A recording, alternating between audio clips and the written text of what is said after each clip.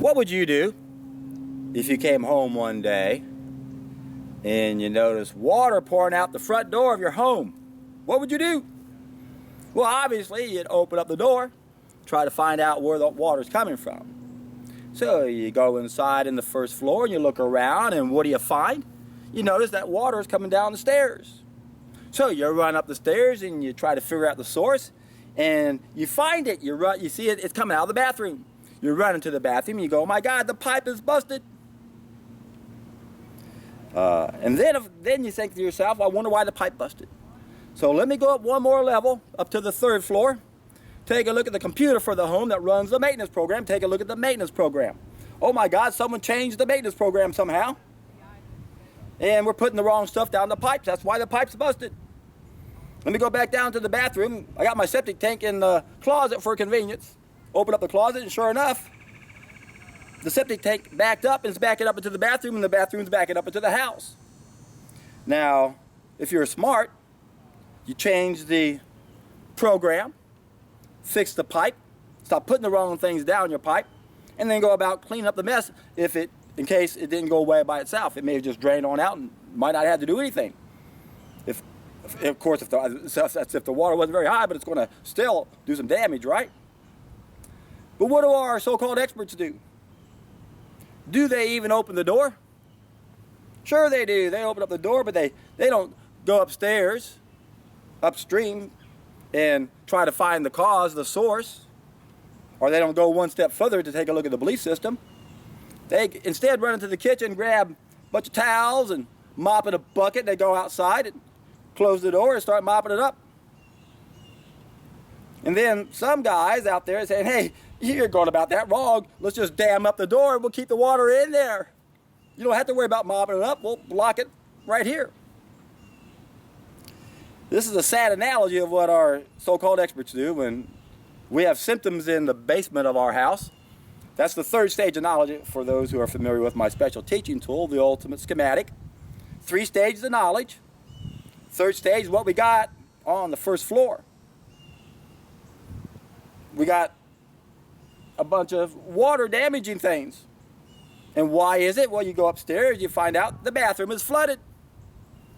Now, why is the bathroom flooded? We're putting the wrong stuff in our pipes. And why is that? We got the wrong program. We've been lied to. We've been told it's okay to put certain things down our pipes, and that's a lie. You put the wrong things down your pipes are going to break. Your house is going to get flooded. Things are going to rot. You're going to stink.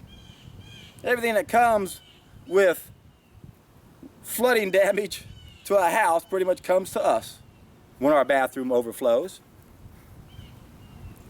So we might need to grab a couple mops and a couple towels if we have to. That's the damage we've done. Might have to rip out the sheetrock and tear up the carpet and throw all the furniture out. Who knows? Good thing about the human body is we're building brand new cells all the time. Might not have to tear down too many things. But what if we got cartilage eating away at us? It hurts. What do?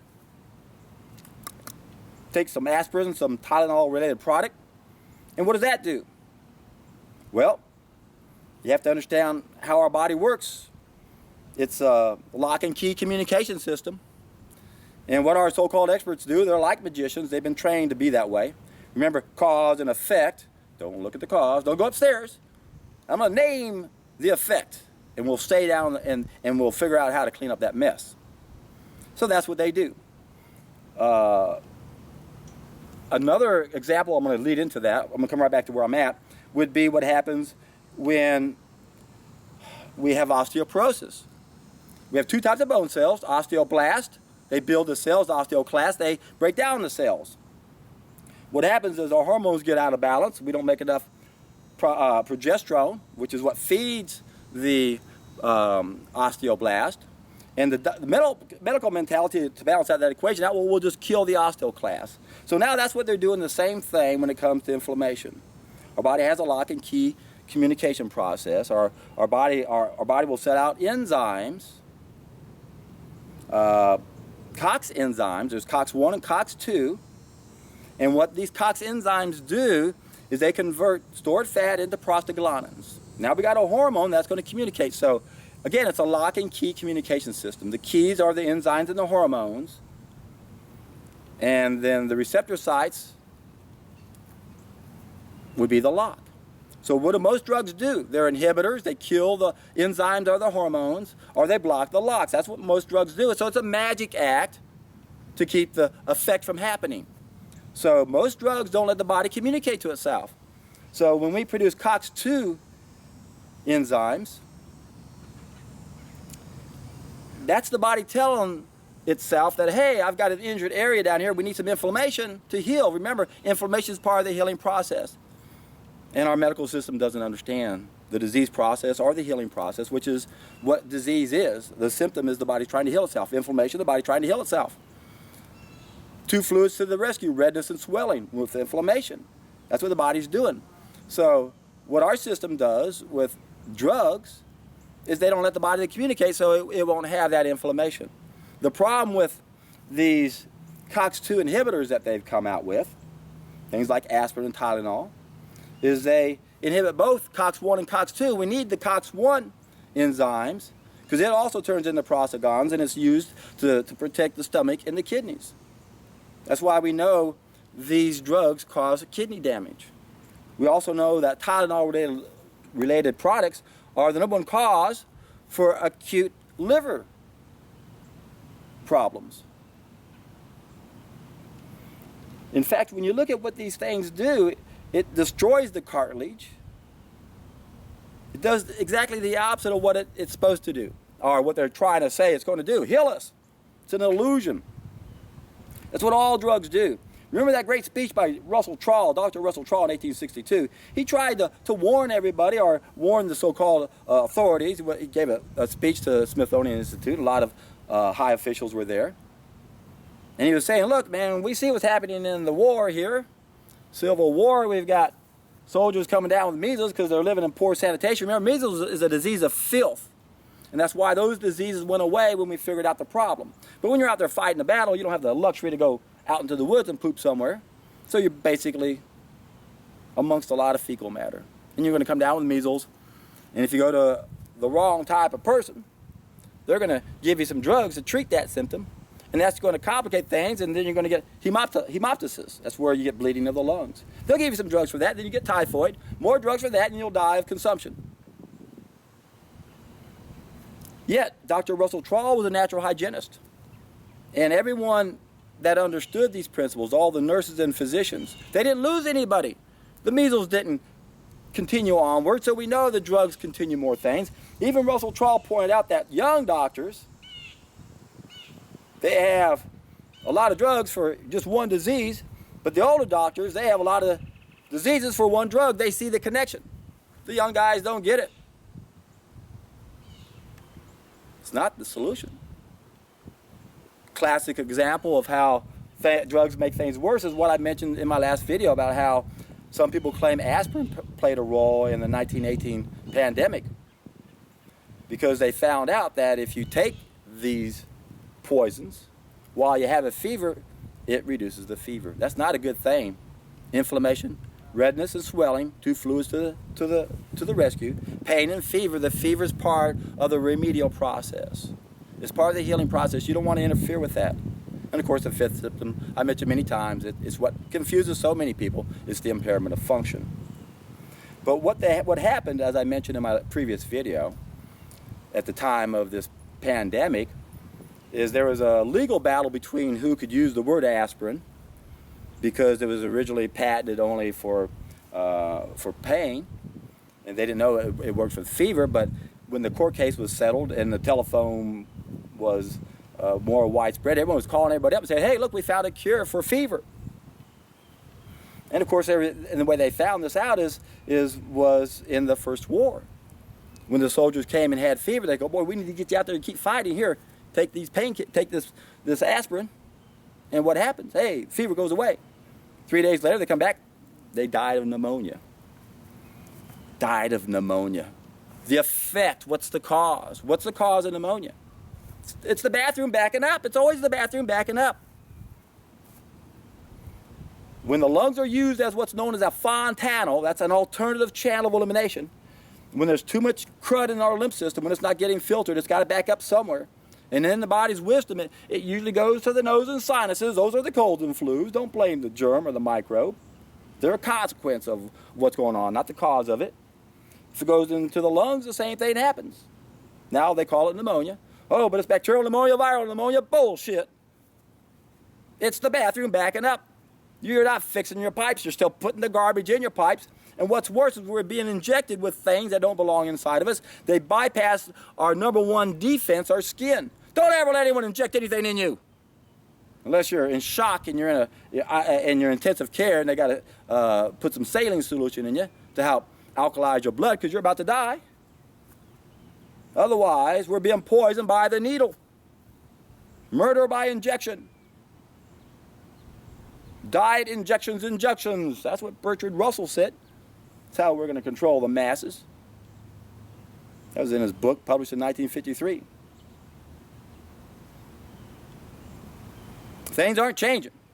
We still have inept medical practitioners that don't know the cause of disease. The only tools in their little black magic box is drugs and surgery. And that's the only tool you have. It's all you know. The only tool you have is a hammer. Every problem you see is a nail. That's how they see it. Drug surgery. Cut it, burn it, poison it. It's amazing. It's amazing that we buy into this concept that you can be poisoned into health. Oh, but the disease, it's an entity, we got to kill it. Pour some poison in you, some chemotherapy. 500,000 times hotter than your blood will kill it. And what does that do? It causes cachexia. Am I pronouncing that right? Cachexia? No, that's wrong. Cachexia. Half the people who die of cancer die of that condition because they're taking that chemo and they don't have any appetite to eat. And yet that's what we're supposed to do when we get sick, is to stop eating. Think about it. How many people in America have at least one or more chronic conditions? How many people over 65 in America have at least one or more chronic conditions? And how many people just keep eating? We have to understand that our body cannot function at that state. You don't put new wine in an old container. The problem, most people are afraid of a water fast. They don't know anything about it to begin with. And of course, even if they believed in it, few people have the luxury to take a vacation from life and lay in bed. Some can do it. Most cannot. And then we have to consider the environment we live in. It's damaged. And as a result, our bodies are damaged. Some of us have some really serious heavy metals in our body. And a water fast, a solid food vacation on water might be damaging in itself. That's why a solid food vacation on juices is the solution. It cleans both of our bathrooms. But in order to clean your bathroom, you got to change the programming. That's the hard part. And the easiest way to do all of it is just say, hey, I'm going to test an idea as time has come. I don't know what this is all about, but if a small fraction of what this guy is saying is true about a solid food vacation, I'd have to be a fool not to prove it to myself. Within 1 week, that light bulb should go off, because you're going to be seeing a lot of crap coming out of you, and it doesn't smell very nice. Nothing's going in. That's going to continue for a long time. You'll finally get to a point where you're noticing, hey, this stuff that's coming out, I'm only drinking juices, doesn't seem to be that bad. I must be getting a little bit of fiber in there. And that's what's happening. But you'll be amazed at what kind of things will come out of you. A lot of people deny that this stuff exists. And I've got enough understanding of how things are working inside of me to know that there's a lot of different things that might be going on that I'm not sure about. I know that when we take a solid food vacation on juices, we're cleaning a lot of our small intestines out. And that could represent a lot of garbage. And when that comes out, it may settle into the intestines and solidify and then come out in a formed shape. That's very possible. I can see something like that possibly explaining why some of the things look the way they do. But I'll never forget the 7th solid food vacation I took, where I went the distance and it took me 90 days. And I couldn't believe what would be coming out of me toward the very end. Something the size of my little pinky, no telling what it was, but as hard as a rock, it was petrified. It's hard to know for sure how it accumulates in there. I've seen some pretty good pictures of videos of what it looks like, and you can see this stuff adhering to the sides of the wall. The thing is, it's in all these different stages of consistency that there's no telling where it can end up inside of this long 30-foot food tube of ours, or those last 5 feet and 22 feet especially.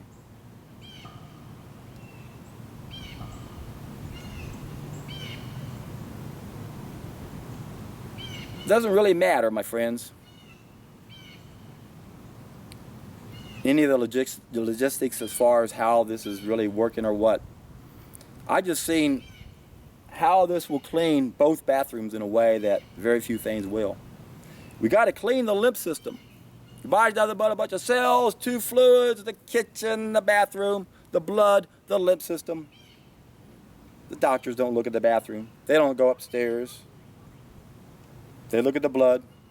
They look at the cells, but they don't study the concept of totality. So you go to an eye specialist, they don't know what else is going on in the body. But the main thing they don't know, every one of our specialists, they don't know what's on the other side of the cell.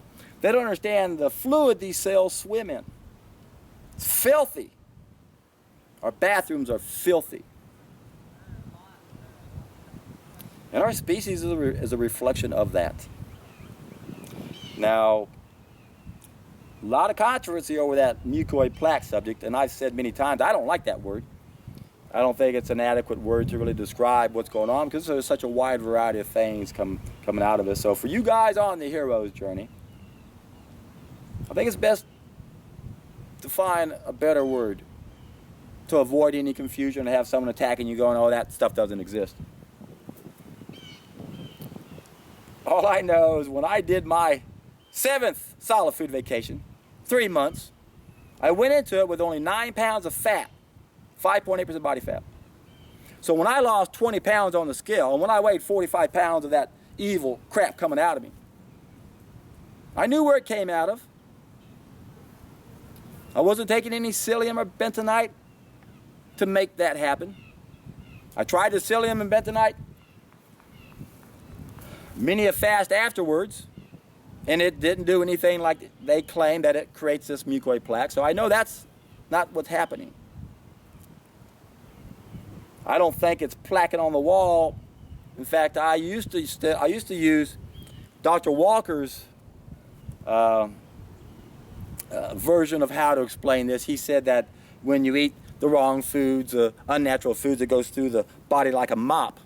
These are slimy layers it goes through, and the right foods go through like a broom, and it sweeps it all out. And I don't think it quite goes that way. I think every meal goes through individually and can get condensed down to something the size of a little bitty dime, end of your thumb or something like that. Who knows? A lot of those might accumulate. One big meal might be one big old glob. Who knows? You just got to ask yourself, is the intestines the same as our mouth? I heard one guy claim that as an excuse that it doesn't exist. Well, we don't accumulate stuff in our mouth, but we do it so we don't do it down there either. Well, it doesn't take 3 days for food to empty your mouth, does it? But the real clincher is, what happens when you go to the bathroom? You still use the toilet paper? If it's sticking at the very end of that poop chute, you think it might be sticking along the way anywhere else? No. Folks, when you can get all that crap out of you, I guarantee you, man, you're in for a treat.